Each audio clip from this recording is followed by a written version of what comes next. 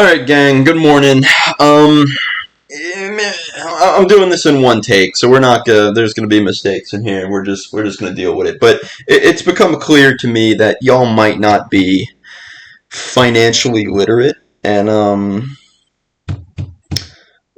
think this Spark Notes or this little presentation here will provide a lot of value for y'all. So let's get into it.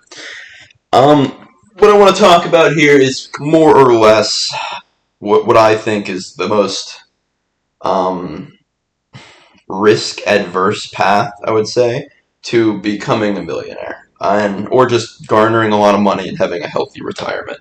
So, moving on.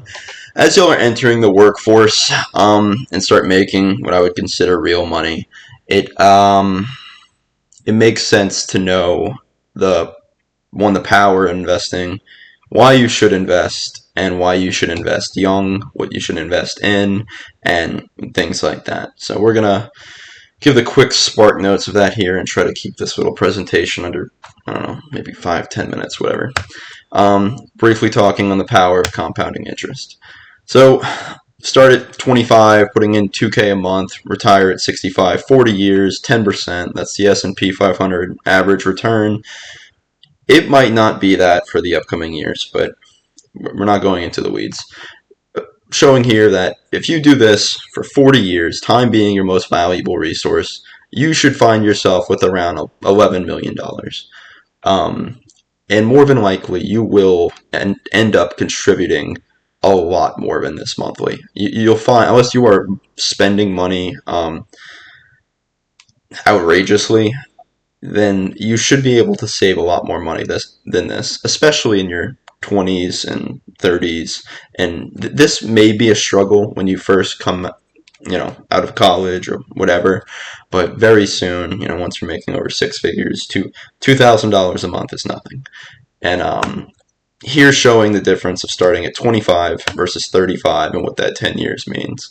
It's almost a threefold difference in your retirement savings. All this to say, you should start as early as possible, saving as much as possible. And then if you want to ever taper off your savings rate and start spending more money on vacations, things like that, I would recommend you do it after 35 years old. Get as much investment in, or as much money invested as you can, as early as you can. So, moving on, and just for fun here, if you were to work till 85 for whatever reason, you can find yourself being a pretty rich fellow. And this number here, you probably will end up investing a lot more than this monthly. And that can do, almost needless to say, but two things. You can bring this number down significantly, or you can bring this number up significantly. And you do not need $11 million to retire. Just a cool thing to have. Let's say you have $10 million, you get a 5% fixed annuity or whatever it might be. That's $500,000 a year for really just doing nothing, just to exist on, which is more than any of y'all will probably need. Moving on. What this means for you, a good, healthy retirement. Ideally, you'll be able to retire early and not have to, work your life away for 40 hours a week till you're 65. Hopefully, you can, retire around 40, and after that, work, for leisure, work because you want to work. I think working is probably a lot more enjoyable knowing that you can stop doing it at any point. All right, and this is a caveat to show that it's a lot better to have money than it is to make money. If one of your friends or something like that inherits $1 million at 25 and they invest it the same way you do, that money is going to do a lot better over the course of 40 years. Versus you working your life away for 40 years. Kind of just the way the system works, and all the more reason why you should seek to build some degree of generational wealth for your kids, grandkids, great-grandkids. You can really change the trajectory of your family line by doing a little bit of preparation in your 20s, 30s, and 40s to see to it that your descendants are very well off, and that's a good thing to do. Okay, what to invest in? This will change as you age, but for now and probably for the next 15, 20, 25 years, depending on when you want to retire, I would recommend just investing in low cost index funds. This is an index, or VU, FXAIX. These are indexes that track the S&P 500, which is I won't say index again, but a list of the top 500 performing American companies. And this has done very well historically. I put this slide in here to you'll probably start looking at S&P 500 funds and be like, well, I see they're made up of these top companies. Why not just save myself the work and invest in those companies by myself and ignore investing in an index? Because the companies change. Your investment horizon is going to be around 30 years. And but from 30 years ago till now, this list doesn't look at all the same. Companies that are huge now will not be huge or may not be huge in 30 years. So it pays to invest in an index that automatically tracks and automatically cycles these companies. So you don't have to. It's a good thing to do. Also, there's a tax benefit to it because these companies cycle without you actually having to sell or buy new stock. The index will do that for you in a very tax advantaged way. All right, what to watch out for when investing in index funds and other things and what have you. An expense ratio is what an index fund will charge you to participate or hold money in that particular index. And I would say anything over 0.03% is a bit of a I don't want to say a scam, but there's better options. Anyone promising better than market returns, I would say market returns are 10% over a long period of time. If anyone's saying they can get you 40% year over year, they're selling you snake oil. I would advise to stay away from those people. Individual stock picking. I wouldn't do this. I do this. But do as I say and not as I do. This is effectively just gambling, and gambling is bad. We are not not yet financial professionals. We do not know how to properly value companies, and if you did and you knew whether a stock was going up or down at any given time, you could make millions overnight, but you don't. So don't gamble on picking individual stocks. Play it safe, buy the index. Financial advisors, mostly a scam, unless you are totally ignorant as to how these things operate. In which case, I could see, someone who doesn't have a guiding force to want to seek out a financial advisor. And the last thing here, and there's a bunch more, these were just what came to mind, and again, doing this in one take and not trying to spend more than an hour on it. Default 401k investments. A lot of the times, and I've seen this with my own stuff, is your employer will want to invest in target date funds, which are like, they assume you're going to retire by XYZ date, and they'll stick you in a target date fund, which will usually, at our age, be effectively the same as an S&P 500 fund with a slightly larger or much larger expense ratio. And 0.03%, really isn't that much, but like 0.1, 0.2, 0.5% even over the course of 30 years adds up to a lot of money. In some cases, can be as much as hundreds of thousands of dollars, if not millions. So, moving on. Yeah, and just to say gambling is bad. Don't pick stocks. Just buy the index. It'll make your life easier.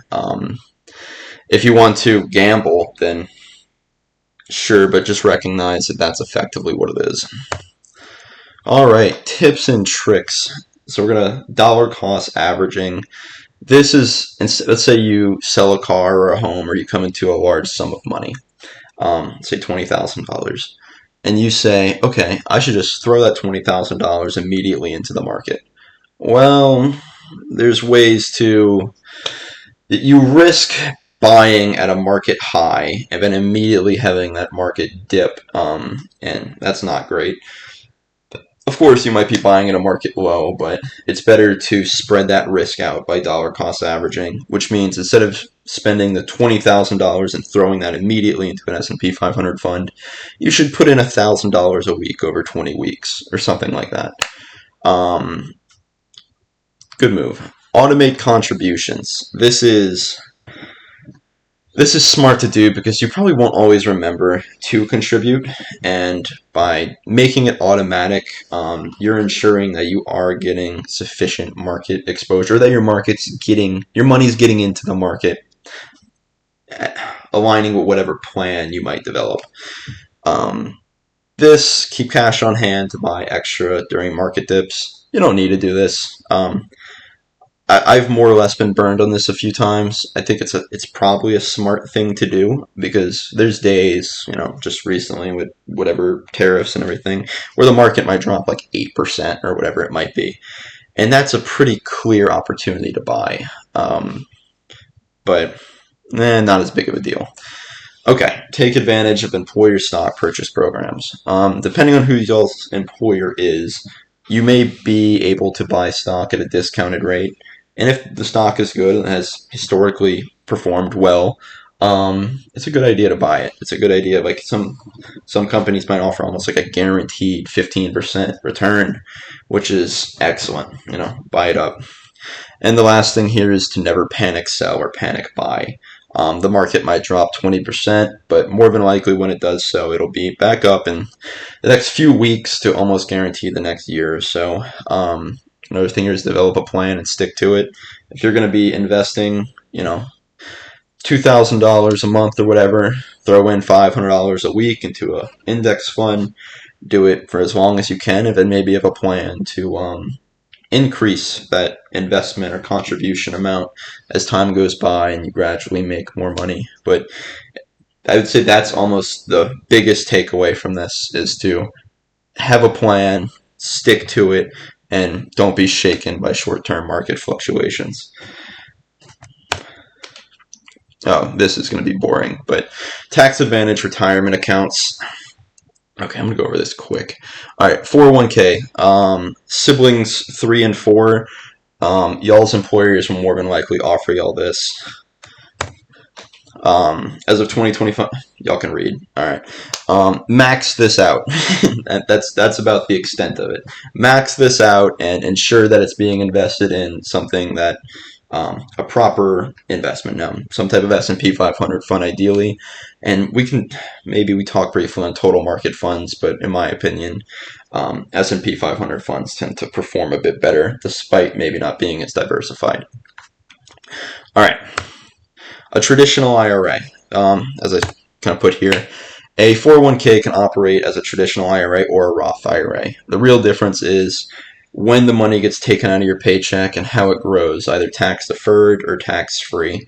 A traditional IRA is money is contributed pre-tax, so meaning the money is taken out of your paycheck prior to Uncle Sam or the state, really just Uncle Sam, taking their cut. This lowers your gross income, which is really cool. So it means you pay less taxes at the end of the year or get a higher refund.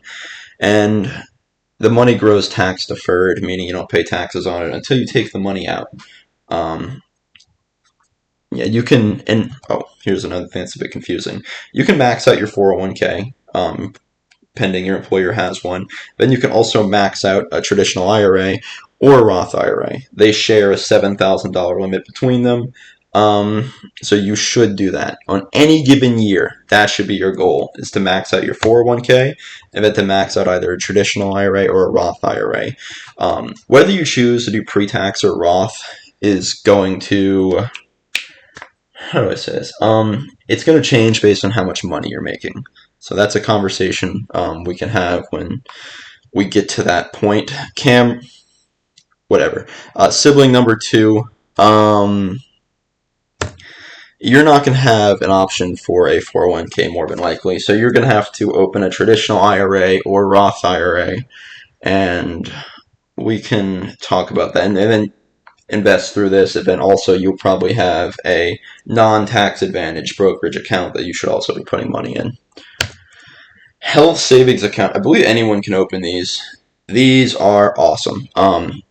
Max this out every year. They are triple tax advantaged.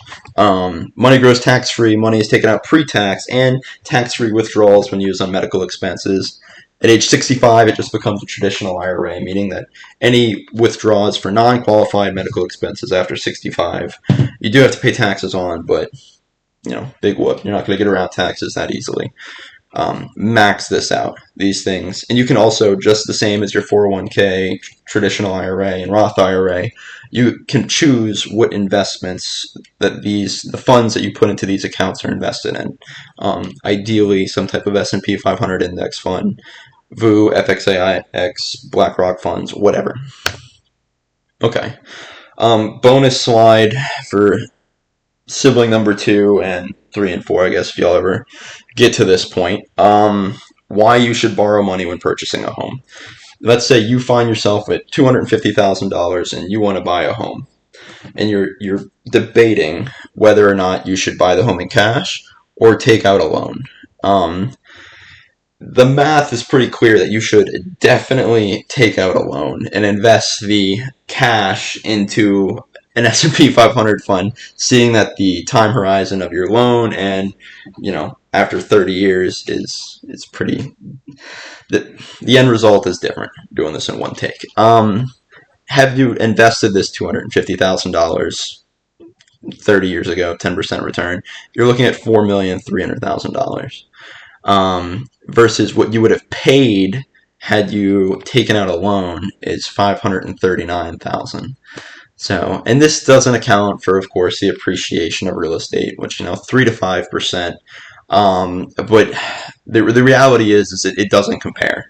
The right choice is to borrow the money and invest the cash you have on hand. So, moving on. Ooh, risk and risk management. All right, I'm gonna ramble a bit here, but we've talked about the risk and why you should have a diversified portfolio, and that's effectively done through investing in an S&P 500 index or a total market index fund. But you may have the idea that, okay, sibling one, I need to make as much money as I possibly can in my 20s and 30s to be able to invest that money. So I should stray from the course and maybe become TikTok famous or become an influencer or a professional athlete or whatever. Okay. These things make sense for very few people. The people they make sense for are primarily those who can handle this risk financially. The people who can handle this risk have parents who are already, grandparents, whatever, who are already well off. So their tolerance for financial risk is much higher. It's a hypothetical situation. Let's say you decide, I'm going to forego my engineering career, start a Instagram, TikTok, YouTube, whatever, professional athlete, whatever you want to do, a high risk, high reward type of profession. And you make it, great. But more than likely, far more likely, you don't. So that means you have spent your 20s, maybe early 30s, whatever, missing out on skills that would have otherwise bolstered your income as an engineer because you're now losing out on experience. And then you've also not been able to put money away in those extremely valuable investment years in your 20s and 30s. You will now be years behind, almost, I'm not going to say it's impossible to catch up, but you will have lost out on a lot. So stay the course. It's important that you stick to what you know and understand the risk involved with things. And there's other risk and risk management type spiels, but they're not really coming to mind too much right now. And again, we're doing this in one take and trying to keep it pretty short. So moving on. Okay, your outlook on investing. You're effectively buying years of freedom from, having to work, which is the bulk of your life. and you're buying it at a discount, a huge discount in your 20s and early 30s. Um, you if you're smart and you work hard and you do what you need to do, there's not a whole lot of reason why you need to work for more than 15 years after graduating college before you can effectively retire. More than likely, you'll want to continue to work because you're going to be entering the prime earning years of your life. And yeah, that's really the extent of it. It makes very good sense to invest as much as you can when you're young because you don't want to be boggled down with work when life gets hard later on. But things are going to happen. Parents pass away, health complications, kids, geopolitical factors that are going to make things difficult. It's inevitable. So prepare now. That's my last slide. Okay, cool. I think I'll wrap it up with that. Is there anything else I wanted to talk about? I'm sure there was, but oh well. I think this was good enough as is. I committed to my one take, and yeah, we'll call it a day with that.